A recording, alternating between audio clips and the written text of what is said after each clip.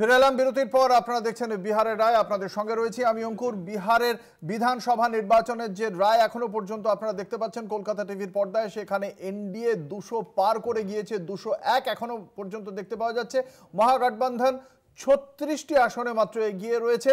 ফলে এই জায়গা থেকে একটা বিপুল জয় ভারতীয় জনতা পার্টির নেতৃত্বাধীন এই এনডিএ জোটের। এবং 2010 সালে 206 আসন পেয়েছিল এই জোট, তারপরে 201 অবধি ইতিমধ্যেই পৌঁছে গিয়েছে। ফলে কংগ্রেস তাদের হাতে সবে মাত্র 5টি আসন, আর আরজেডির যে লণ্ঠন, সেই লণ্ঠন একেবারেই নিভে গিয়েছে। সব মিলিয়ে যথেষ্ট বিরোধী যে জোটের যে পরিস্থিতি, তার যথেষ্ট কোণঠাসা বলাই যেতে পারে। কি কারণে এই পরিস্থিতি হলো সেই ব্যাখ্যাও আমরা শুনবো। আমাদের সঙ্গে এই আলোচনায় রয়েছেন বিশিষ্ট অতিথিরা, ইতিমধ্যেই যোগ দিয়েছেন আমাদের মুখ্য রাজনৈতিক বিশ্লেষক জয়ন্ত ঘোষাল। আপনাকে স্বাগত। জয়ন্তদা, একদম প্রথমেই এই ফলাফলের ব্যাখ্যা চাইবো আপনার কাছ থেকে। আমার কাছে অন্তত ব্যক্তিগতভাবে এটা খুব অপ্রত্যাশিত নয়। এক্সিট পোলের থেকেও বেশি ভোট পেয়েছে ইন্ডিয়া। প্রথম যেটা আমার মনে হয় সেটা হচ্ছে যে, যেটা আমার কাছে নতুন মানে পলিটিক্যাল ফেনোমেনন হিসেবে, সেটা হচ্ছে এই প্রথম যাদব ভোট আর মুসলিম ভোটের যে কনসলিডেশনটা, যেটা গতবারের নির্বাচনের সময়ও দেখা গেছিল মাত্র শতকরার একটা খুব অল্প ব্যবধানে। মানে এমনও হয়েছে যে নীতিশ কুমার মুখ্যমন্ত্রী হয়েছে বিজেপির সমর্থনে, অথচ তেজস্বীর যে ভোট ব্যাংক পার্সেন্টেজ বেশি। এবারে প্রথম তেজস্বী যাদবের এই যে লিগ্যাসি অফ যাদব ভোট, উত্তরাধিকার সূত্রে পাওয়া, সেখানেও কিন্তু ভাঙন হয়েছে। এবং যাদব কনস্টিটিউয়েন্সিগুলোতে আমি দেখছিলাম সেখানে কি বিপুলভাবে বিজেপির গ্রোথ হয়েছে।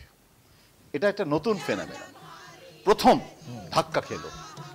নাম্বার 2 যেটা হয়েছে যে, যেখানে নীতিশ কুমার, এটা যদি বলা হয় যে ওই যে টাকাটা 10,000 টাকা তার জন্য হয়েছে, আমার একটা নির্দিষ্ট বক্তব্য আছে। আমি সাবজেক্ট টু কারেকশন, ভুল হলে নিশ্চয়ই সংশোধন করব। অন্যের সাথে মত পার্থক্য হলেও আমি আমার মতটা বলছি, সেটা অন্যের সাথে নাও মিলতে পারে। আমি মনে করি যে কোনো ভোটের ফলাফল একটা কারণে হয় না, অনেকগুলো। এটা একটা ওই সেই বুফেতে খেতে গেলে যেরকম বিরিয়ানিও থাকে, শশাও থাকে, অনেক রকমের কারণের ফলে হয়। সুতরাং নীতিশ কুমার ওই 10,000 টাকাটা দিল আর ওরা জিতে গেল, ব্যাপারটা সেরকম নয়। নরেন্দ্র মোদীর একটা ব্র্যান্ড ইকুইটি 2014 থেকে আজকে 2025 হতে চলেছে। এখনো কিন্তু রাহুল গান্ধী যদি নরেন্দ্র মোদীর একটা বিকল্প নেতা হিসেবে তার নিজের ব্র্যান্ড ইকুইটিটা তৈরি করতে পারত, সেটা পারেনি। ওদের যে বন্ধনটা, যেটা মহাগঠবন্ধন, সেখানেও কিন্তু ব্যাপক কোঅর্ডিনেশনের অভাব ছিল। রাহুল গান্ধী এসআইআর নিয়ে ভোট চুরি বলছে, তেজস্বী সেভাবে ভোট চুরিটাকে ইস্যু করতে চাইছে না। রাহুল গান্ধী ভোট চুরির কথা বলতে চলে যাচ্ছে মধ্যপ্রদেশে, চলে যাচ্ছে আসামে। আরে বাবা, বিহারে কনসেন্ট্রেট করতে হবে তো আমাকে।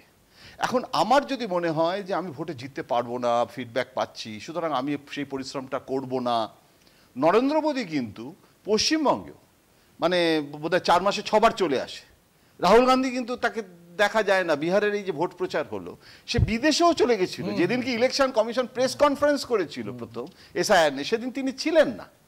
সুতরাং অনেকগুলো ফ্যাক্টর, একটা ফ্যাক্টরকে শুধু চিহ্নিত করে, বরং ডেভেলপমেন্টটা কিন্তু হিন্দুত্বর থেকেও বিহারে এবারে বেশি কাজ, মানে অন্তত অ্যাপারেন্টলি দেখা গেছে।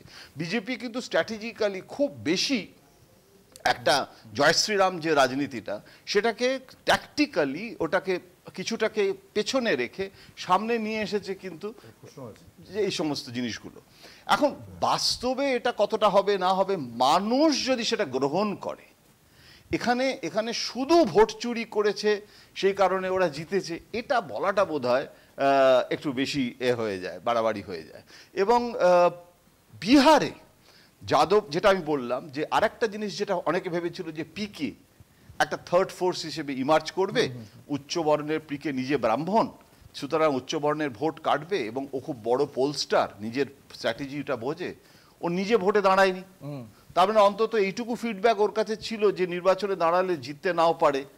এবং ওর যে ধরনের ক্যান্ডিডেট সিলেকশন, সেখানেও প্রচুর প্রশ্ন ছিল কিন্তু, কেননা অনেকে যাদেরকে বিজেপি টিকিট দেয়নি তার বিরুদ্ধে হয়তো দুর্নীতির অভিযোগ আছে, এরকম বহু ক্যান্ডিডেটের নামে তালিকাও দিয়েছিল যাদেরকেও টিকিট দিয়েছে। সবসময় সিলেকশন অফ ক্যান্ডিডেট আমি বলছি না, অনেকগুলো কারণ থাকে। এটাকে একটা যদি আমি যদি একটু শেষ করে নিই, বললেন এই যাদবের কথাই বললেন, রাঘুপুরা কেন্দ্রে তিনিও যে প্রতিদ্বন্দ্বিতা করে এগিয়ে আছেন সতীশ কুমার যাদব, যিনি রাবড়ি দেবীকে হারিয়েছিলেন এবং এবারে তেজস্বীর সঙ্গে লড়াইতে নেমেছেন, তো তিনিও যাদব, তেজস্বীও যাদব। তাহলে এখানের ফ্যাক্টরটা কি তেজস্বী নাকি যাদব সম্প্রদায়? দুজনেই যাদব, দুটোই তো হতে পারে। সেটাই বলছি, দুটো যদি হয় তাতেই অসুবিধা আছে। তেজস্বী যাদবের মতো নেতা সে ট্রেল করে কি করে? তার তো প্রত্যেকটা দফায় বেশি বেশি করে এগিয়ে যাওয়া উচিত ছিল।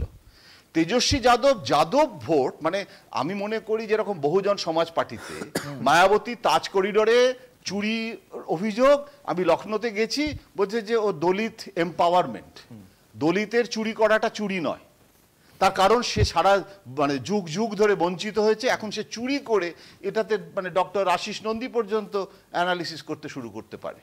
কিন্তু কথাটা হচ্ছে তার মানে কি, তার মানে আমি দলিত, আমি গরিব দলিত, আমার দলিত নেত্রী মার্সিডিজ বেঞ্চ কিনেছে জন্মদিনে, আমি তাকে আমার সব চাঁদা তুলে তাকে দিচ্ছি, আমি কিন্তু খুশি যে আমার গাড়ি নেই কিন্তু আমার দলিত নেত্রীর গাড়ি আছে। চুরি করুক, আমি ওকে ভোট দেবো, কেননা ও দলিত। আমি যাদব, ও পশু খাদ্য কেলেঙ্কারি যা ইচ্ছে করুক, আমি যাদব। এইবারে কথাটা সেইটা আবার ভেঙেছে। আমি বলছি যে সেইটা এক কাটটা এন ব্লক যাদব ভোট কনসলিডেশনটা এবারে আমি দেখতে পাচ্ছি না এখন অবধি। এটাতে আরো সিট ওয়াইজ পলিটিক্সের জায়গা থেকে এটা একটা বড় চেঞ্জ। বিহারের রাজনীতিতে যদি